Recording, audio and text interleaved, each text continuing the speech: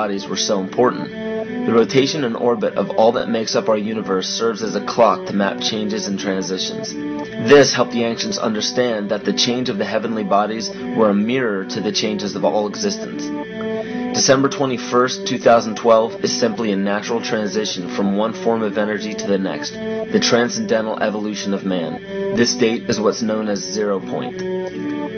Our sun, as well as our planet Earth, is losing its magnetic field as the Earth is slowing in its rotation. All the while, its base resonant frequency, also known as the Schumann cavity resonance, is increasing in accordance with the predictable sequence of the Fibonacci theory. At a cellular level, our bodies respond to an electromagnetic pulse. The ancients called this the sacred circuit. The cells receive this pulse from the brain, which receives its pulse from the heart, which receives its pulse from the earth. This pulse comes from the solar system, which from there comes from the galaxy, which ultimately comes from our entire universe. We literally share a pulse with all of existence. Yet another example of everything being one. For as long as scientists have been recording the Earth's pulse, it has remained at approximately 7.8 cycles per second. This was a constant fixed number until 1986 into 1987. It rapidly began increasing to about 9 cycles per second in 1996. So in one decade, it increased by about 2 cycles per second. By 2012, this pulse will be right around 13 cycles per second, just as the Fibonacci theory indicates. What does this mean for humanity?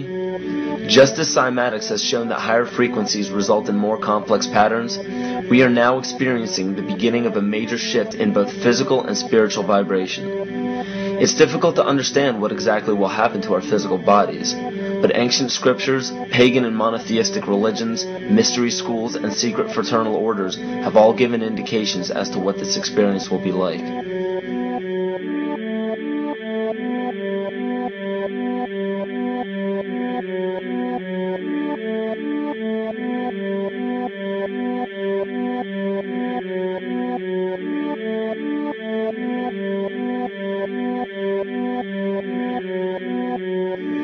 This will be the shift of the ages, the transcendental period of monumental changes to humanity. Those unprepared for this transition will likely not be able to cope with the rapid changes in the psyche.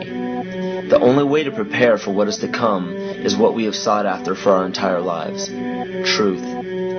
Not the truth about governments, commerce, religions, terrorism, or anything external, but the truth within ourselves, within our psyche and our shadow self.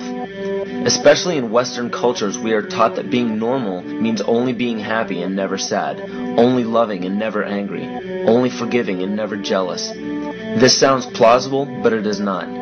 We are not meant to repress any negative emotions because it causes imbalance. To conquer our emotions, we must embrace them, not fight them. We must acknowledge them and allow them to serve their purpose as we learn from them.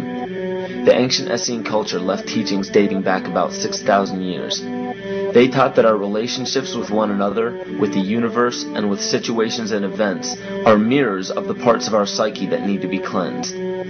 Author Greg Braden beautifully explains this entire segment at great length in his work. His hard work and understanding of these subjects contributed largely to the marriage between science and spirituality. It is very important to understand that when you fear loss, fear death, fear war, fear terrorism, or fear change, you are giving others the ability to control you based on those fears. When you fight against poverty or against racism, when you fight for relationships or for freedom, you are outwardly attempting to repress that which has been placed before you to conquer inwardly. These situations are mirrors of our fears. This is why it is important to love and only love. Love those who stand with you, but especially those who stand against you. Don't look at your fears as a threat. Rather understand that this material world is only a physical manifestation of either the love or fear in your consciousness. It's as plain as day.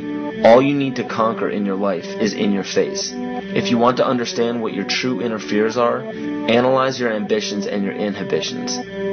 Everything explained here about the esoteric agenda of the elite few at the very top is nothing to fear.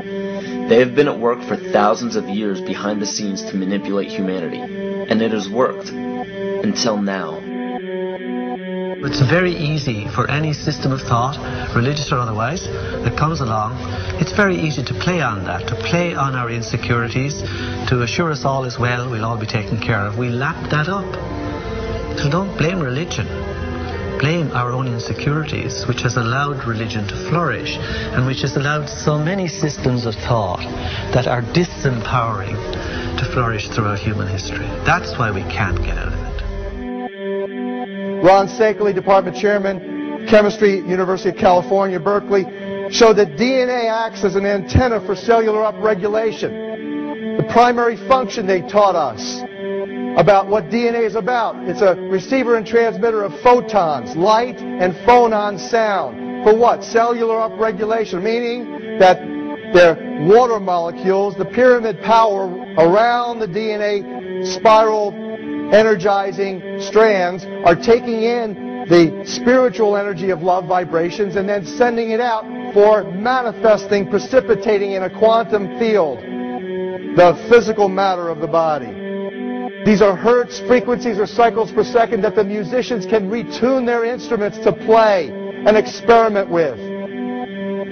Why? Again, these are the Creator's musical scale, the original solfeggio, buried for 3,000 years in the Bible. So the ancient priests who knew how to levitate the huge stones for the building of the pyramids, and the Masonic knowledge that predated ancient Egypt, the ability to have this information, these frequencies, serve the function of creation, destruction, and miracles on behalf of the empowered people who had access to this knowledge. I say that because of this metaphor.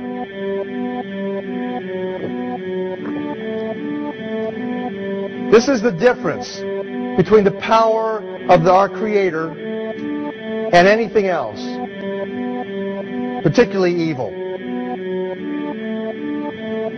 That you can go into a pitch black room full of evil, full of darkness, and light a little candle, and instantly that darkness flees. But you can't do the opposite. You can't go into a well-lit room full of truth and wisdom and righteousness and joy and health and harmony with the universal power. You can't take any amount of darkness and go into that well-lit room and have any effect whatsoever. That is the metaphor which I frequently think of when I think that I'm not empowered.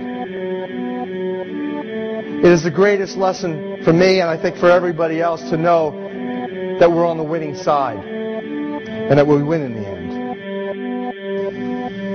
As you are watching this, understand that it is not a fight to be fought. It is not a war to be waged. No gun rights have to be exercised. Not a finger has to be lifted.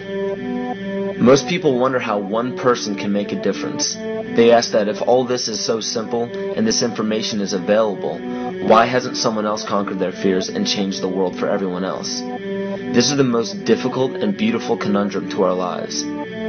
Your reality affects you and only you.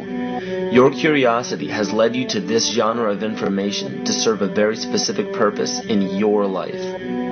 To understand visually how the universe is truly a hologram, a math professor at Yale University developed a formula that is plugged into a computer program. Named after him, the Mandelbrot set shows a seemingly disorganized pattern. But no matter how far you zoom into the design, you will always find the same pattern within the whole pattern. Each fractal, broken down infinitely, will always reflect the whole. When one fractal changes its pattern, the sum total of the whole pattern changes along with it. This exemplifies that the whole world does not need to be awoken. There is no race to inform the 6 billion people on this planet of this message.